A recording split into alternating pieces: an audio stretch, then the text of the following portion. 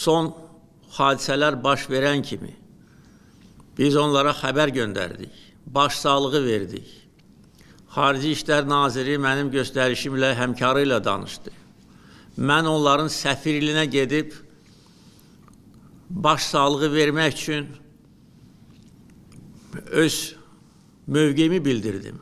Halbuki məndən başqa heç bir dövlət başçısı İranın heç bir səfirliyinə getməyib.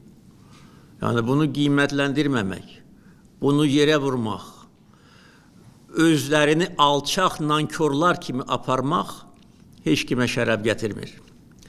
Və bu şərəfsizlər, bizə qarşı bu terror aktını törədənlər peşman olacaqlar. Bizim gücümüzü sınamasınlar.